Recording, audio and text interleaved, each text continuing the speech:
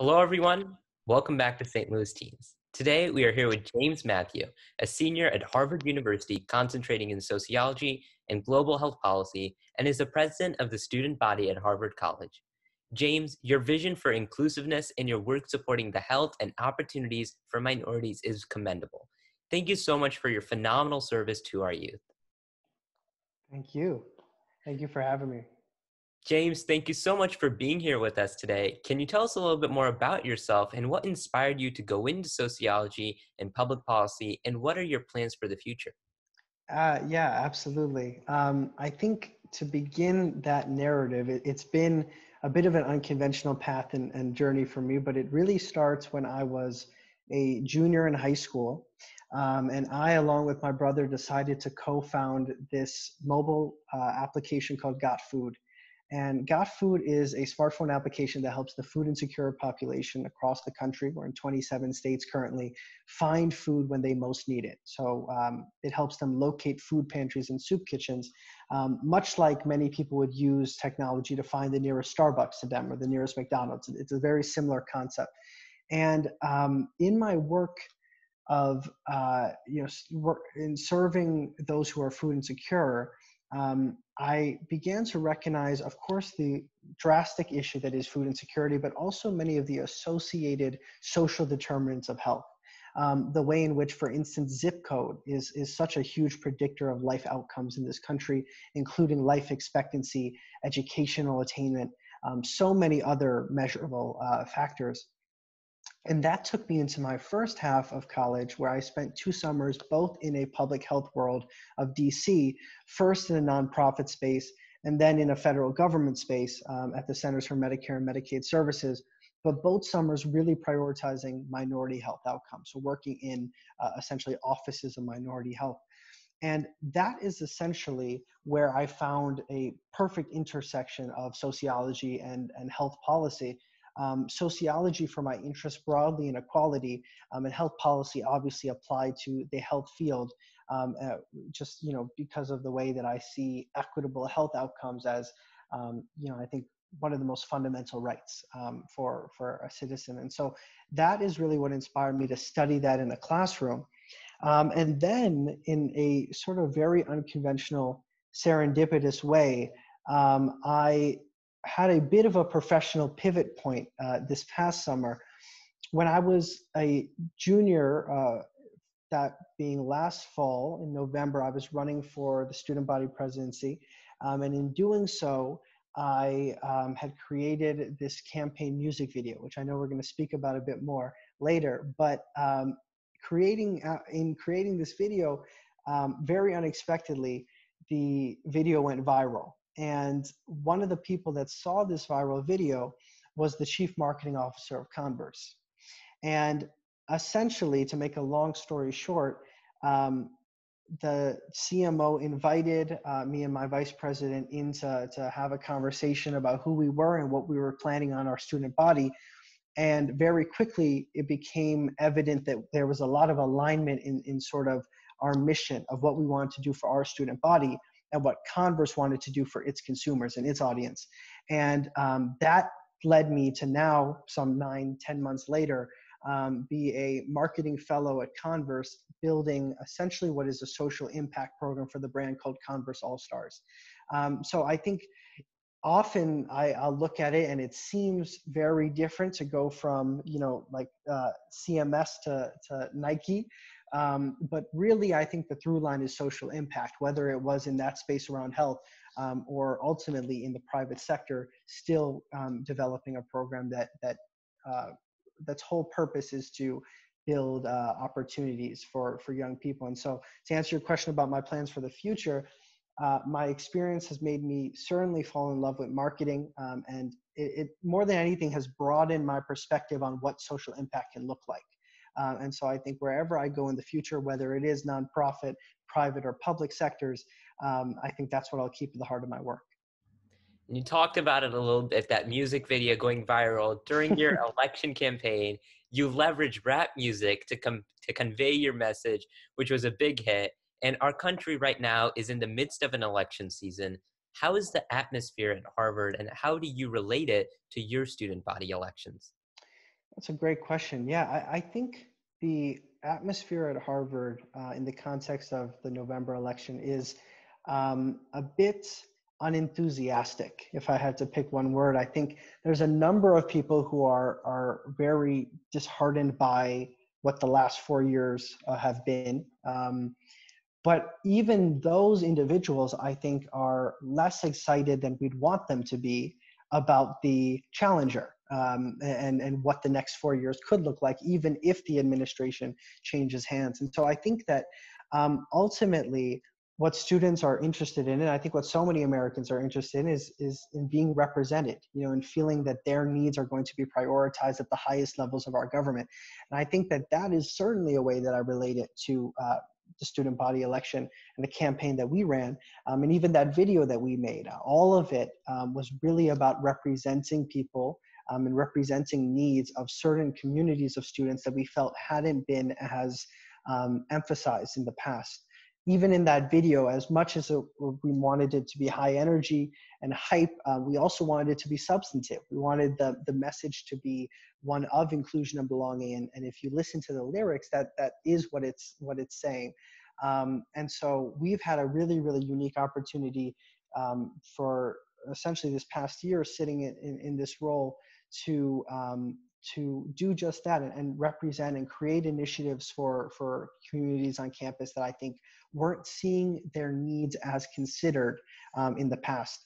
And I think that, so that's my dog in the back. And I think that, that's what we want to see at a national level. I think people and students particularly want to see themselves represented in our leaders and the agendas of our leaders. And James, now because of the pandemic, how has life at college changed for students at Harvard? And how has your role as student body president been altered to meet these new needs? Yeah, drastically. It's drastically changed. The obvious one is that right now it's October and I'm at home. I'm not on campus. That's the biggest difference. Obviously, for many, many college students, they are currently learning virtually and missing that community that we'd often have on campus. To speak specifically to my student body president role, when we ran last fall, we ran on a host of ideas, a very robust platform. And then something like COVID-19 happens and 2020 happens, and all of it essentially gets thrown out the window, because now the main goal is to support students where they're at, where need is, right? And meet them there.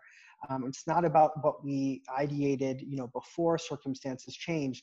It's now just meeting the circumstances where they are. And so much of my role has focused on the transition to virtual learning, supporting students academically, supporting students financially in that transition, where there have been a number of needs, particularly for our low-income students, supporting students during this summer and George Floyd and just some of the really serious incidents of racially motivated violence that inflicted our country. That was part of the role. So I think the short answer is that the role has really evolved to meet the world kind of where it's at. And I'll add that I actually think that has made the work 100 times more meaningful. I think because circumstances have changed and because students need more support than ever, because the world is crazier than ever, it's a real privilege to lead and to step up in such unusual times. And prior to being the president, you served as the chief of inclusion and belonging on the Undergraduate Council Executive Cabinet. What were some of the successes for inclusion that you have had in both roles as the president and as the chief of inclusion? And what are some of the things that student body governments at other high schools and colleges across the country can adapt? Yeah, it's a great question. I think one thing that comes to mind, of course, has to do with earlier this summer when George Floyd was tragically murdered for no good reason.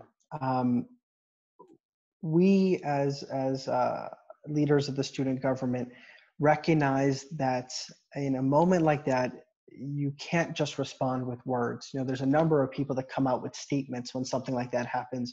You see that from universities, you see that from corporations, but ultimately actions speak louder than words, right? We all know that. And we knew that we wanted to, try and put our money where our mouths were. And we thereby organized a student body-wide, college-wide fundraiser for racial justice charities. And we were really, really proud to raise over $46,000 to donate across our student body.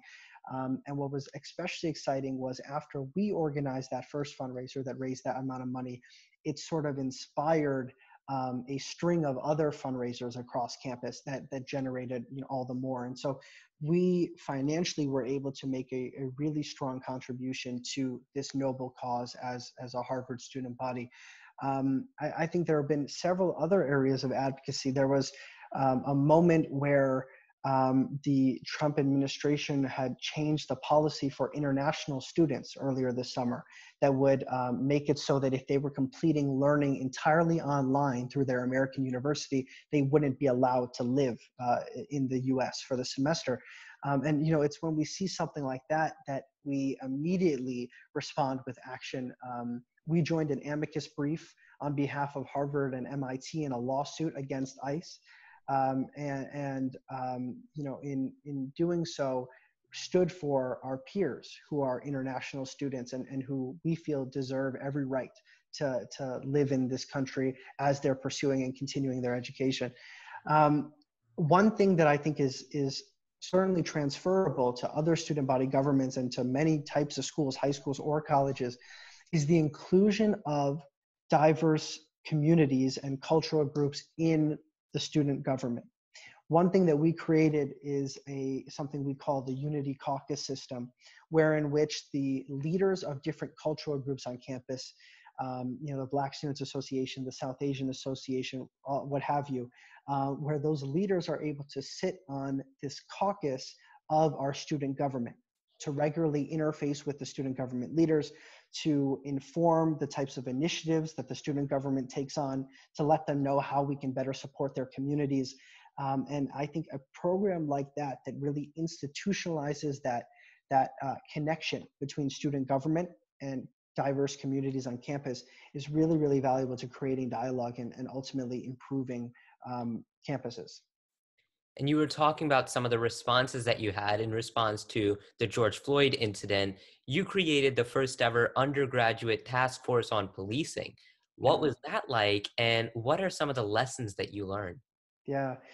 So it truly was kind of meeting the moment where it was at. Of course, this summer, created a very large and kind of hotly debated conversation around policing on a national level.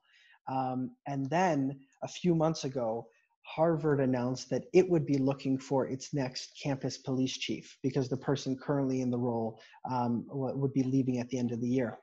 And so with that, the university was going to be assembling a search committee to find this next police chief.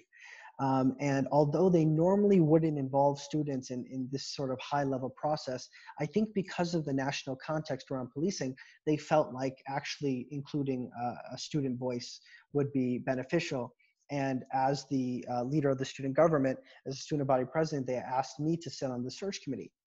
Now, when I got that invitation, I recognized that whatever I did in that room to inform this decision that would greatly impact campus safety and the students' well-being, whatever I do should be reflective of the student body that I'm seeking to represent.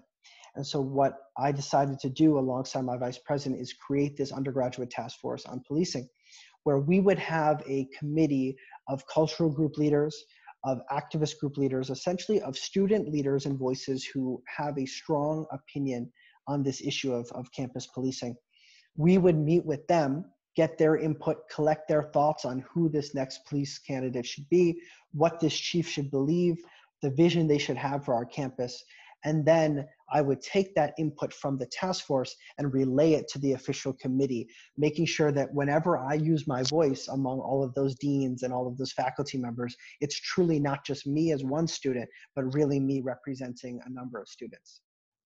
And James, as the owner of 21 Colorful Crimson and Got Food, you are a social entrepreneur yourself, and you provide support to other social entrepreneurs as well. How do you think that teens and youth who are aspiring to bring a social change can partner with their schools, colleges, and our government to make an even stronger impact? Yeah, I think that partnerships and collaboration are incredible ways to amplify impact. I know that looking at my own experience with Got Food, I mentioned earlier, we were able to offer this resource by creating a number of partnerships with regional food banks across the country. And then once we had made some of those regional partnerships and we wanted to expand our services, we looked nationally to Hunger Free America and Feeding America. And now we're looking at the federal government for opportunities to collaborate. And so I absolutely think that partnerships are essential. And often what you'll find when you seek partnerships with, whether it's with your schools or with government or with other nonprofit organizations or other entrepreneurial ventures, you'll find that you can provide really significant value to one another, that you might have lessons that you can impart and that they might have lessons that they can impart to help you. And that truly there's a really, really strong mutual benefit that can occur, and ultimately a robust social change that can be driven. And our country is now at a unique crossroads of a lot of things that you have touched on throughout this interview, from the pandemic to the anti-racism movement and now the election. How do you think that we can leverage this election campaign time to accelerate solutions to our problems? And what is your outlook for teens post-pandemic? And what is your message for teens and youth who are aspiring to become innovators and leaders and be a part of the solution? It's such a loaded question, but it's such an important question. I think that ultimately, right, solutions, um, are forced to be proposed when problems are more serious. And so I think that when we look around at our country and see the ways in which, for instance, I mentioned an interest in health disparities before. I think it's quite interesting when we look at our current moment because many of the health disparities we're seeing have existed for a number of years, but people are talking about them more now because of COVID, right? And it's this idea that COVID didn't create problems. Actually, it just really made us see problems more clearly by exaggerating them. And I think that if we are to try and find some sort of silver lining, I think it is one that these problems have become apparent to us, and we realize that we need to create solutions. And so then, when it comes to teens and youth who are aspiring to create those solutions, I think I would say always be in touch with the problem. Immerse yourself in the problem before you seek to propose a solution.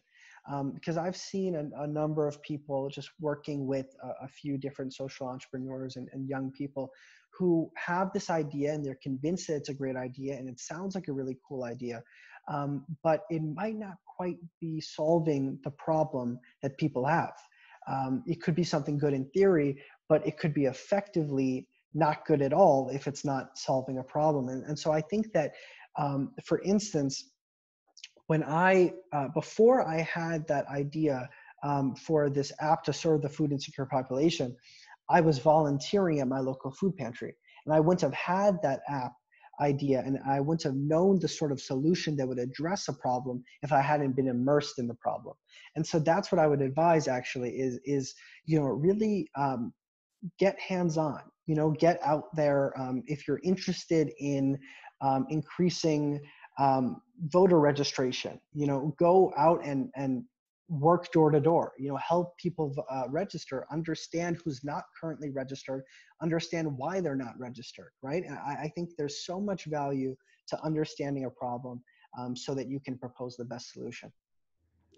And I think that's so powerful to remember that no matter who you are, you have that power and that ability that once you immerse yourself in the problem, you can really start to work at those solutions, no matter Absolutely. how young you are, no matter what your situation is. And you know what? I would add that I think there's an advantage in being young. I think there's always a way to flip that on its head, when people say, you're so young, because youth often is creativity, youth is innovation, and youth is a fresh perspective. And so I think it's an advantage much more often than it's a disadvantage. James, thank you so much for your amazing service to our youth and to our country. And thank you so much for your time today and answering all of our questions. Absolutely. Thank you for having me. It's a pleasure.